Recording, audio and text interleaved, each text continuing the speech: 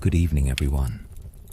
Tonight we slip into the misty tales of the Futakuchi Onna's hunger, the Shachihoko's rain, the Yurei's lantern, and the Nopparabo's face. Stories to lull you into sleep. Like and subscribe if you enjoy, and let's dive in. The village of Watanabe nestled in a quiet valley, its wooden homes clustered along a winding stream, their roofs low and thatched. As dusk settled, lanterns glowed in windows, casting warm light onto the dirt paths where villagers hurried to finish their tasks. Inside the Tanaka household, a modest dwelling with creaking floors and paper screens, the family gathered for their evening meal. The air was rich with the scent of steamed rice, miso soup, and grilled fish, the hearth crackling softly in the corner. Saki, the mother, knelt at the low table, her hands deftly serving bowls to her husband, Kenzo, a farmer with calloused hands, and their two children, Hana and Taro, who chatted about the day's games in the fields. In Watanabe, whispers of the Futakuchi Onna circulated among the elders, shared in hushed tones as they mended nets by firelight. The Yokai, a woman with a hidden second mouth on the back of her head, was said to feed in secret, its hunger insatiable but silent, unnoticed by those closest to her. The villagers left offerings of rice at a small shrine by the stream, its stones smooth from years of rain, to appease any restless spirits. Saki, unaware of her own yokai nature, moved through her routine, her long hair pinned neatly, her smile gentle as she refilled Kenzo's bowl. The family ate, their chopsticks clinking, their voices filling the room with warmth, while the hearth's glow flickered, casting shadows that danced across the walls. After the meal, Saki cleared the table, stacking bowls and carrying them to the kitchen, her steps soft on the tatami. Hana helped, her small hands clumsy, dropping a spoon that rolled under the table. Taro laughed, teasing her, while Kenzo sipped tea, his eyes on a ledger of the day's harvest. Saki paused, her hand brushing the back of her neck, where a faint itch stirred, unnoticed. She swept the floor, her broom steady, then stored the leftover rice in a clay jar, its lid heavy, its contents enough for tomorrow. The family settled for the night, the children in their bedding, Kenzo reading by lamplight, and Saki, alone in the kitchen, felt a strange hunger, her hands trembling as she tidied. The Futakuchi Onna's second mouth, hidden beneath her hair, stirred, its lips parting, its hunger waking in the quiet of the night. Saki returned to the main room, her hair loosened, and sat by the hearth, mending a torn kimono. The needle moved slowly, her fingers precise, but the itch grew, a faint rustle in her hair as the second mouth whispered for food. She ignored it, focusing on the stitches, the fabric, the family sleeping nearby. The house was still, the valley calm, and the Futakuchi Onna's hunger began, its secret safe, its presence a quiet thread in Watanabe's night.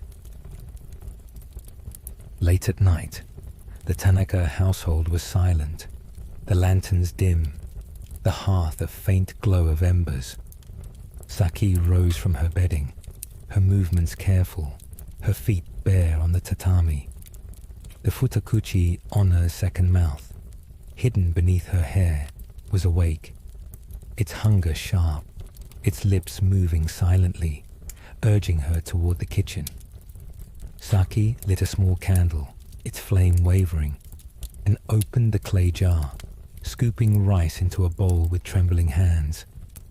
She worked quietly, her actions mechanical, as if drawn by a force she didn't understand.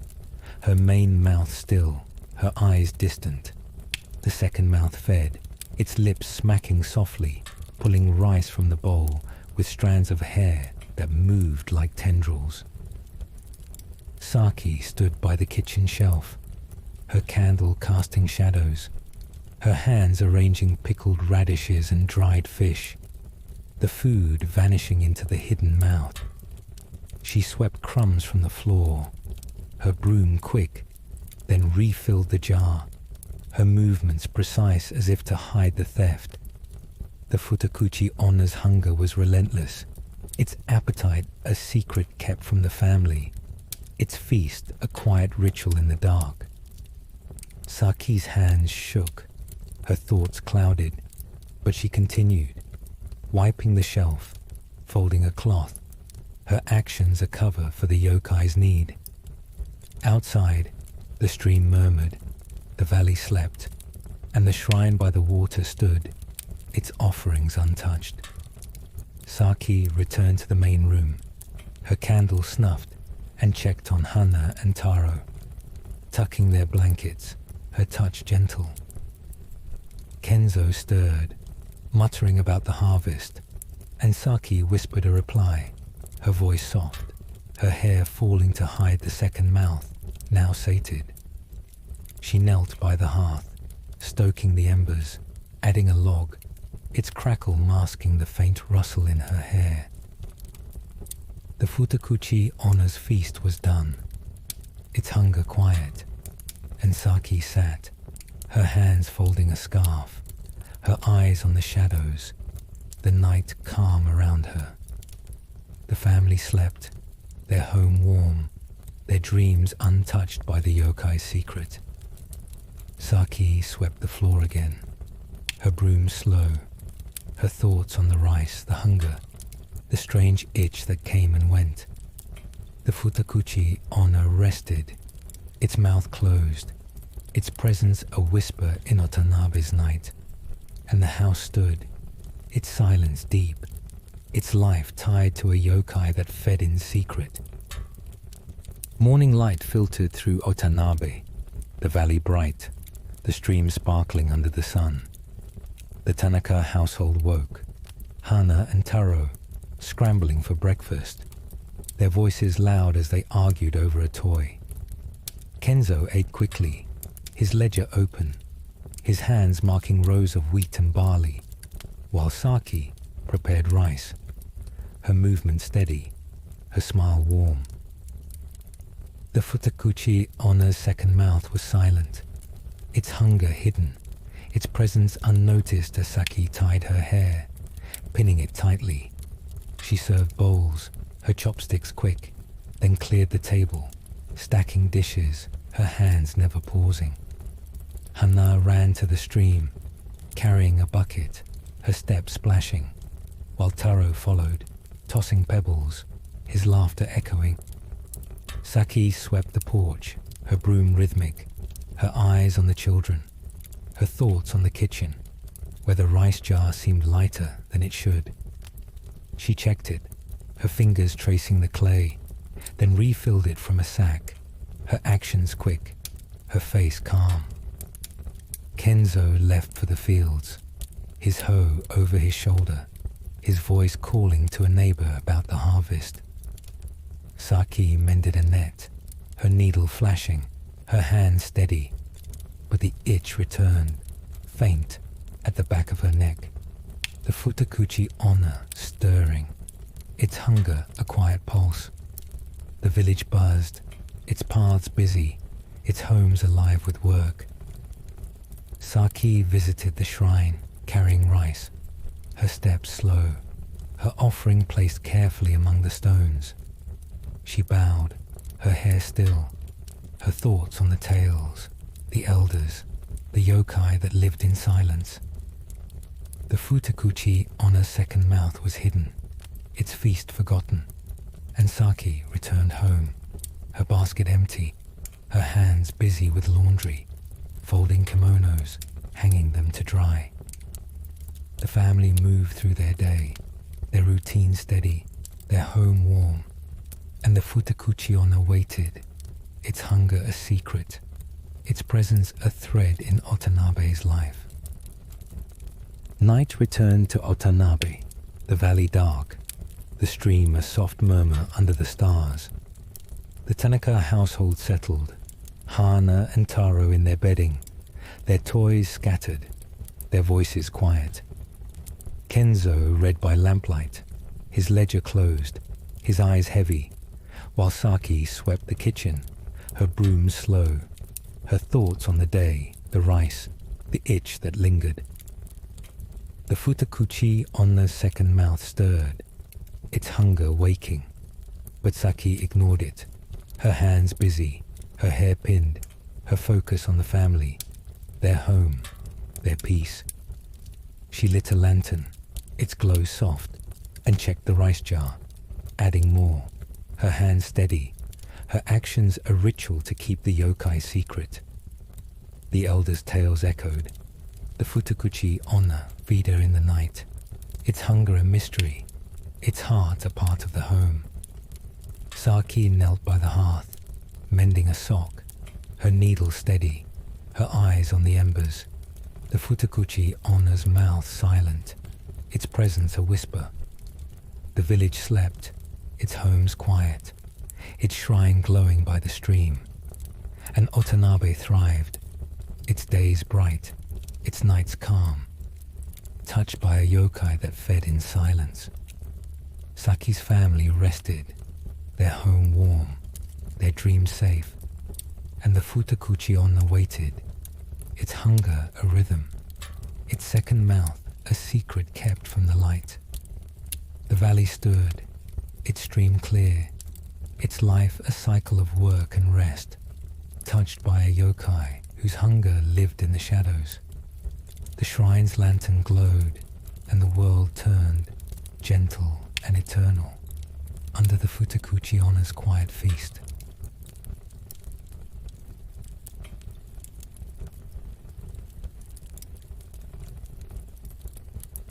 In the parched village of Mizutake, Ryo shoveled dirt in his cracked field, his hoe scraping, sweat dripping from his brow.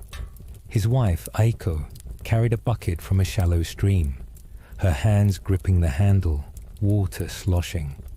Their son, Kenta, spun a wooden top in the dust, shouting, "It's too dry," as it wobbled.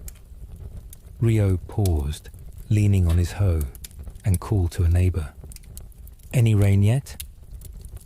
The neighbor shook his head, tossing a broken tool aside. Aiko set her bucket down, wiping her hands, and said, "We need more water, Ryo." Lanterns flickered in homes, casting dim light on the village square. Villagers whispered of the Shachihoko, a fish dragon statue said to summon rain during talks while mending nets. They left rice at a temple shrine, hoping for relief. Ryo walked to the temple, carrying a sack of rice, and knelt, scattering grains, saying, "Please bring rain." Aiko followed, adjusting Kenta's shirt, and added a shell to the shrine, her voice low. "We're running out." Kenta kicked a pebble, muttering, "I hate this drought," and ran back, spinning his top. Ryo repaired a fence, his hammer quick, while Aiko kneaded dough. Her hands floured. At home, Ryo ate rice and pickles, his chopsticks slow, and discussed planting with Aiko, his voice tired. Kenta drew in the dust, his stick scratching, and Aiko scolded, "Clean up, Kenta." She lit a lantern, mending a cloth, her needle steady, while Ryo checked his tools, sharpening a sickle. The family settled, Kenta yawning, Aiko folding blankets, and Ryo stepped outside, looking at the dry sky, hoping for the Shachihoko's rain. He returned, locking the door, and sat, carving a wooden peg, his hand steady, the village quiet under the weight of drought. At midnight, Ryo woke, hearing a breeze rattle the shutters, and lit a lantern, stepping outside. He grabbed his shovel, checking the field, and dug a channel, his hands quick, dirt piling. Aiko stirred, tying her hair, and followed, carrying a bucket, saying, "Is it rain?" Kenta ran out, clutching his top, and shouted, "It's wet," as drops fell. Rio laughed, digging faster, and called to neighbors, "Get your buckets." Aiko set hers down, catching water, her hands splashing, while Kenta ran, spinning his top in a puddle, his voice loud. The Shachihoko spirit stirred, and rain fell, soft and steady, soaking the field. Rio ran to the temple, scattering rice at the shrine, his bow quick, shouting, "Thank you." Aiko carried more buckets, her shawl damp, and handed one to a neighbor, their voices excited. Kenta helped, dragging a bowl, water sloshing, and laughed, "It's working." Rio dug trenches, guiding water, his shovel fast, while Aiko planted seeds, her hands pressing into wet soil. Neighbors joined, carrying tools, their lanterns glowing, and shouted plans, their hands busy. Back home, Rio dried his hands, lighting the hearth, and Aiko cooked, her pot steaming. Kenta showed a wet drawing, saying, "Look, a river," and Rio grinned, ruffling his hair. The rain pattered, the Shachihoko's gift filling the fields, and the family worked, their voices loud, their hands quick, the village alive with hope. Rio checked the stream, now flowing, and nodded, locking the door, the rain a steady hum in the night. Morning light hit Mizutake, and Rio woke, grabbing his hoe, and headed to the fields, planting rice, his hands steady. Aiko followed, carrying a basket of seeds, and knelt, pressing grains into the soil, her voice calling, "Kenta, bring water." Kenta ran, his bucket sloshing, and poured it, splashing Rio, who laughed, "Careful, boy." The village buzzed, farmers digging, their tools clinking, while women sewed, their hands quick. Rio repaired a channel, his shovel fast, and shouted to a neighbor, "Good soil now." Aiko wove a basket, her fingers deft, and traded rice with a neighbor, their chatter loud. Kenta ran to the shrine, dropping a pebble, and shouted, "For the rain." Rio joined, carrying rice, and knelt, his bow deep, saying, "We're grateful." The elders visited, sharpening sickles, and shared Shachihoko tales, their voices low. Aiko mended a kimono, her needle quick, while Kenta drew, his charcoal smudging, showing Aiko a field sketch. The village worked, its fields green, and Rio checked the stream, its flow strong, nodding to Aiko. "It's growing." The family ate lunch, their bowls full, and Rio cleared dishes, his hands quick. Aiko swept the floor, her broom steady, and Kenta helped, carrying a basket, his top spinning. The Shachihoko's rain had revived the village, its fields thriving, and Rio locked the door, sitting to carve a tool, his hands steady, the night calm with the promise of growth. Evening fell, and Mizutake hummed with activity. Rio sat by the hearth, sharpening his hoe, while Aiko cooked, her pot simmering with rice. Kenta spun his top, shouting, "It's faster now," and Aiko smiled, stirring the pot. Rio cleared the table, stacking bowls, and said, "Fields look strong, Aiko." She nodded, serving dinner, her hands quick, and scolded Kenta, "Eat, don't play." The family ate, their chopsticks loud, and Rio shared a neighbor's tale, his voice warm. Aiko lit a lantern, mending a sock, her needle steady, while Kenta drew, his paper piling. Rio walked to the temple, carrying rice, and knelt at the shrine, his offering placed, his bow deep. Aiko joined, her basket empty, and adjusted Kenta's hair, saying, "Stay clean." The elders gathered, their tales of the Shachihoko lively, their hands weaving nets. Rio returned, locking the door, and sat, carving a peg, his hand steady. Mizutake rested, its fields green, its hope renewed by the Shachihoko's rain, the night quiet with promise. In Kurayama, Hana trudged through a dark forest, her basket heavy with herbs, her sandals catching on roots. She crushed mint leaves, their scent sharp, and lit her lantern, its glow dim, muttering, "Where's the path?" The village was close, its homes waiting, but the night was thick, the trees tall. Hana adjusted her cloak, her hands quick, and gathered ferns, stuffing them into her basket, her voice low. "Need more for the fever." Villagers told of the Yurei, a ghost with a lantern, guiding the lost during chats while carving wood. They left candles at a forest shrine to honor it. Hana paused, lighting a candle from her pack, and placed it on a rock, saying, "Help me find home."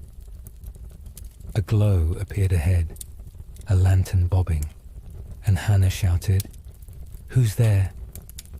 Her voice sharp. She followed, her steps quick, and picked more herbs, her hands stuffing leaves, her eyes on the glow. The path twisted, and she tripped, catching herself, her basket tight, her voice soft. "Keep going, Hana." She crossed a stream, her sandals splashing, and mixed a poultice, her fingers quick for a patient waiting. The Yurei's lantern moved, its light steady, and Hana called, "Thank you," her voice softer, her heart lighter. She reached Kuriyama, visiting a sick child, her hands applying herbs, her voice soothing, "You'll be fine." The Yurei's glow faded, and Hana knelt at the shrine, adding a candle, her bow quick, the night calm with the Yokai's guidance. Hana walked, following the Yurei's lantern, its glow cutting through the forest, her sandals steady on the dirt. She gathered ginseng, her knife digging, and stuffed it into her basket, muttering, "Good for coughs."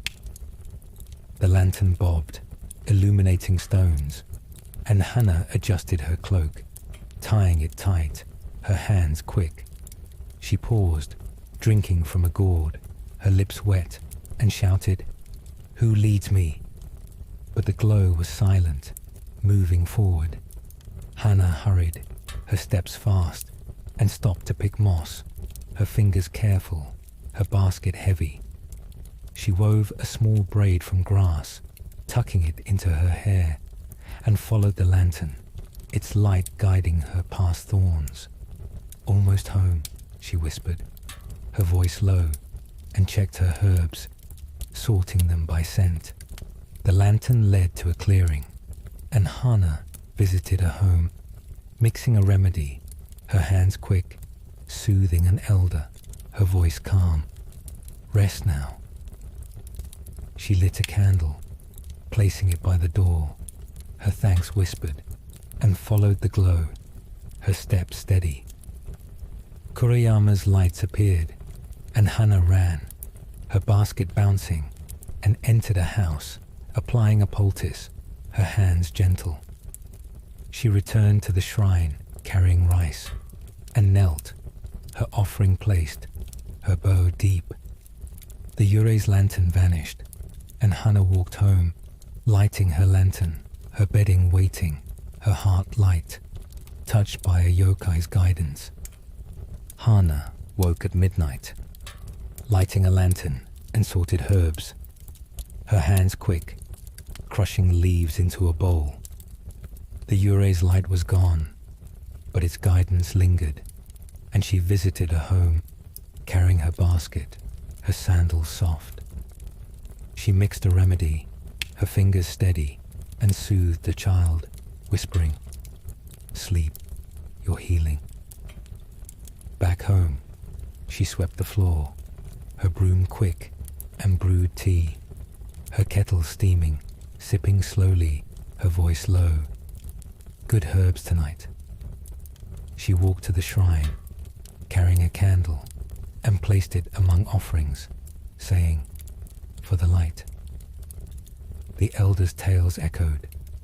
The Yurei, guide of the lost, its lantern a beacon. Hana returned, mending a cloak, her needle flashing, and checked her basket, adding herbs, her hands careful. She visited another home, sharing a remedy, her voice soft, her patient's thanks loud. Kurayama slept, and Hana worked, her lantern low, her heart light, touched by a yokai that lit her path. Hana sat by her hearth, folding a cloth, her hand slow, and lit another candle, its glow soft. She swept again, her broom steady, and prepared her bedding, her thoughts on the night, the lantern, the guidance. Kurayama rested, its home's quiet, and the Yuri's presence lingered, a spark in the night, a gift to a healer who walked its paths. Morning light filled Kurayama, and Hana rose, grabbing her basket, her hands quick with herbs. She visited homes, mixing poultices, her voice soothing. "This will help." Farmers work fields, their hoes clinking, and Hana traded herbs for rice, her smile bright. She walked to the shrine, carrying a candle, and lit it, saying, "Thank you," her bow deep. Back home, she brewed tea, her kettle steaming, and mended a toy, her needle quick. The elders shared Yurei tales, carving wood, their voices low. It guides the lost. Hana listened, sorting herbs, and nodded, her hand steady.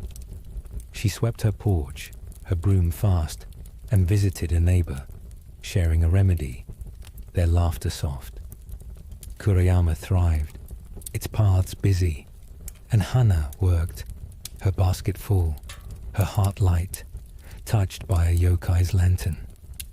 The night's guidance lingered, and the village stood, its day bright, its life steady under a spirit's quiet glow. In Sakurano, Kenta pushed his cart along a dark road, its wheels creaking, loaded with cloth and pottery. He lit his lantern, its glow dim, and adjusted his cloak, muttering, "Late again." The river flowed nearby, and Kenta counted coins, his fingers quick, planning trades. He paused, tightening a rope on his cart, his hand steady, and shouted to no one, "Almost there." The road was quiet, willows swaying, and Kenta walked, his sandals scuffing, his thoughts on the market. Townsfolk spoke of the Nopperabo, a faceless yokai startling travelers during sack-filled chats. They left rice at a riverside shrine to honor it. Kenta stopped, lighting a candle from his pack, and placed it on a rock, saying, "Safe travels." A figure appeared, its cloak dark, and Kenta called, "Who's there?" His voice loud. The figure turned, its face blank, and Kenta dropped his lantern, shouting, "What are you?" He grabbed his cart, his hands trembling, and stepped back, his boots loud, the Nopparabo's presence a jolt. Kenta lit another candle, his fingers fumbling, and checked his cloth, folding it tightly. He pushed his cart, his steps quick, and called again, his voice softer. "Show yourself." The figure faded, and Kenta walked, his lantern low, his heart racing. The yokai's jest begun in Sakurano's quiet night. Kenta pushed his cart, his hands gripping the handles, and lit a new lantern, its glow steadying his breath. He checked his pottery, stacking jars, his fingers quick, and muttered, "Just a trick." The river murmured, and Kenta drank from a gourd, wiping his lips, his eyes scanning the willows. He shouted, "Anyone there?" His voice low, and walked, his sandals scuffing, tightening a rope on his cart. The Nopara bow's shadow lingered, its facelessness a memory. But Kenta focused, folding cloth, his hand steady. He reached a bridge, crossing it, his cart rattling, and traded cloth with a fisherman, saying, "Good deal," their voices quick. Kenta lit a candle, placing it by the road, his thanks whispered, and pushed on. His steps slow, checking his pottery, his fingers careful. Sakurano's lights glowed ahead, and Kenta hurried, his cart heavy, and visited a shop, trading cloth, his voice loud. "Take this silk." The Nopara bow's jest faded, and Kenta walked home, his wife Yumi sewing, her needle flashing, saying, "You're late, Kenta." He nodded, unloading his cart, the night calm. Kenta woke at midnight, lighting a lantern, and checked his cart, his hands quick, folding cloth. The Nopara bow's face lingered, but he shook it off, sweeping his shop, his broom fast. He visited the shrine, carrying rice, and knelt, placing it, saying, "For safety." Back home, he helped Yumi fold cloth, their hands quick, and shared the tale, his voice low. It had no face. Yumi laughed, stitching a kimono, and said, "Just a story." Kenta checked his ledger, marking trades, his pen steady, and lit the hearth, adding a log. He swept again, his broom soft, and visited a neighbor, sharing sake, their voices low. The Noparabo's jest was a memory, and Kenta returned, his bedding warm, his hands folding a scarf, his heart light. Sakurano slept, its home's quiet, and the yokai's presence lingered, a spark in the night, a fleeting scare in a town that rested. Morning light filled Sakurano, and Kenta pushed his cart to the market, his cloth displayed, his pottery stacked. He traded with a weaver, saying, "Good silk," his voice loud, and counted coins, his fingers quick. Yumi joined, carrying a basket, and sold cloth, her smile bright, shouting, "Fresh weaves." Kenta tossed a coin to a child, his laughter soft, and checked his cart, tightening a rope. The shrine drew rice offerings, and Kenta knelt, his hands steady, saying, "Thank you." Elders shared Nopara bow tales, pouring sake, their voices low. It startles, then fades. Kenta listened, his cart ready, and nodded, his hands quick, trading pottery. Sakurano thrived, its market busy, and Kenta worked, his heart light, touched by a yokai's jest. The river sparkled, and the town stood, its day bright, its life steady under a spirit's fleeting shadow. In the village of Hanamura, nestled in a valley shadowed by discord, Kenta, a potter, shaped clay on his wheel, his hands steady despite the shouts echoing from the square. He wiped sweat from his brow, muttering, "Too much fighting," and called to his wife Yumi, who swept the shop floor, her broom scraping.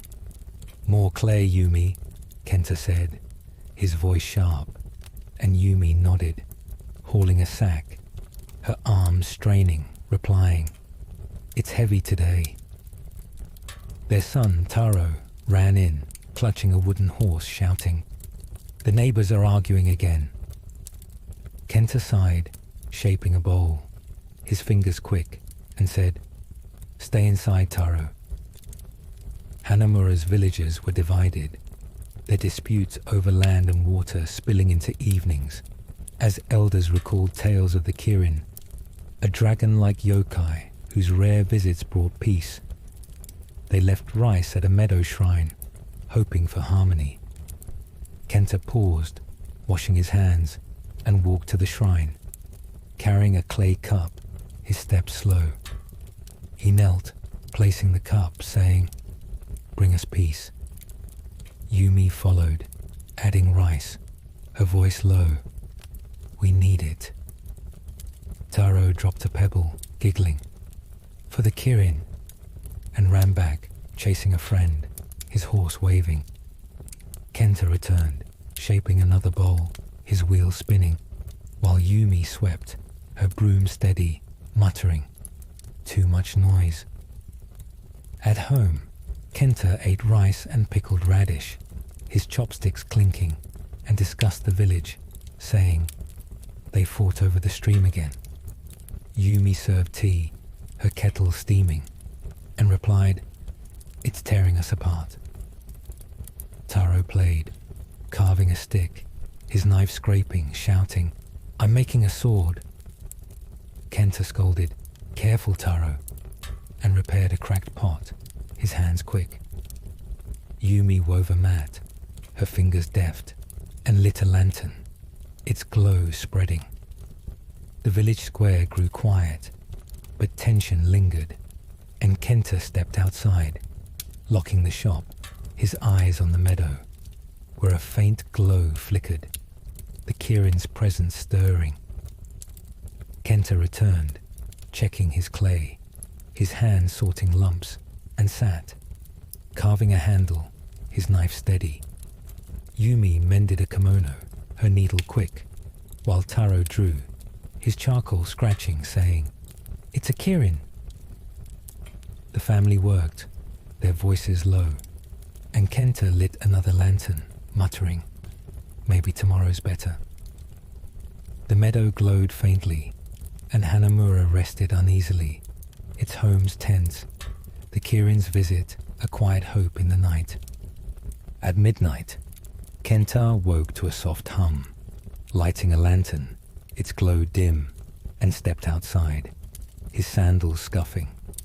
He grabbed a rake, smoothing the shop's yard, his hands quick, muttering, "Something's different." Yumi stirred, tying her hair, and followed, carrying a broom, sweeping the path, saying, "What's that light?" Taro ran out, clutching his wooden horse, shouting, "It's glowing," pointing to the meadow, where a soft light pulsed, the Kirin's presence near. Kenta walked toward it, his lantern low, and called, "Anyone there?" His voice soft, but the hum grew, steady and calm. Kenta knelt by the meadow, scattering rice, his hand steady, and said, "Show us peace, Kirin." Yumi added a mat, her bow quick, and Taro dropped a twig, giggling, "For the glow." The light brightened, and Kenta returned, shaping a vase, his wheel spinning, saying, "It's calming." Yumi swept, her broom fast, and lit a candle, arranging bowls, her hands quick. Taro drew, his charcoal scratching, shouting, "It's a meadow." Neighbors gathered, their voices low, and Kenta shared rice, saying, "Come, eat." The Kirin's glow spread, and the village softened, its tension easing. Kenta worked, firing a pot, his hands steady, while Yumi wove, her fingers deft, saying, "The fighting's less." Taro ran to the square, playing with friends, his horse waving, and Kenta called, "Stay close." The family worked, their hands quick, and Kenta lit another lantern, checking his clay, muttering, "The Kirin's here." Yumi served tea, her kettle steaming, and Taro showed his drawing, shouting, "Look, Papa!" The meadow's glow faded, but its peace lingered, and Hanamura slept, its home's calm, the Kirin's visit a quiet spark. Morning light filled Hanamura, and Kenta woke, firing his kiln, its heat rising, and called Taro, "Fetch water." Taro ran, carrying buckets, splashing, shouting, "It's heavy!" Yumi wove, her loom humming, and served rice, her hands quick, saying, "Eat fast, Kenta." He nodded, eating, his chopsticks loud, and traded a bowl with a neighbor, saying, "Good clay." The village buzzed, farmers working fields, their hoes clinking, and Kenta walked to the shrine, carrying rice, kneeling. "Thank you, Kirin." Yumi followed, adding a mat, and Taro dropped a pebble, giggling, "For peace." Kenta returned, shaping a cup, his wheel steady, and called, "Yumi, more clay." She hauled a sack, her arms straining, and swept the shop, her broom fast. Taro drew, his charcoal quick, showing Kenta, "It's the meadow." The neighbors met, their voices soft, and Kenta shared tea, saying, "No fights today." Yumi wove, her fingers deft, and lit a lantern, arranging pots, her hands quick. The Kirin's peace lingered, and Hanamura worked, its fields busy, its people calm. Kenta fired another pot, his hands steady, while Taro ran, carrying clay, shouting, "I'm strong." Yumi mended a kimono, her needle quick, and said, "The village feels right." The family ate lunch, their bowls full, and Kenta cleared dishes, his hands fast. Neighbors traded goods, their voices loud, and Kenta worked, his kiln glowing, the Kirin's gift a quiet strength in Hanamura's morning. Evening settled over Hanamura, and Kenta sat by the hearth, carving a handle, his knife steady. Yumi cooked, her pot simmering, and served rice, saying, "Eat, Taro." Taro played, tossing his horse, shouting, "It's a Kirin." Kenta laughed, shaping a bowl, and said, "Good day, Yumi." She nodded, stirring soup, and lit a lantern, mending a cloth, her needle quick. Taro drew, his charcoal scratching, showing Yumi, "It's us." Kenta walked to the shrine, carrying rice, and knelt, saying, "Thank you, Kirin." Yumi added a mat, her bow deep, and Taro dropped a twig, giggling, "For the meadow." The family ate, their chopsticks loud, and Kenta shared, "No fights today." Yumi swept, her broom fast, and checked the loom, her hands quick. Taro washed dishes, splashing, and Kenta repaired a pot, his hands steady. The Kirin's peace held, and Hanamura rested, its home's calm, its night touched by a yokai's gentle visit.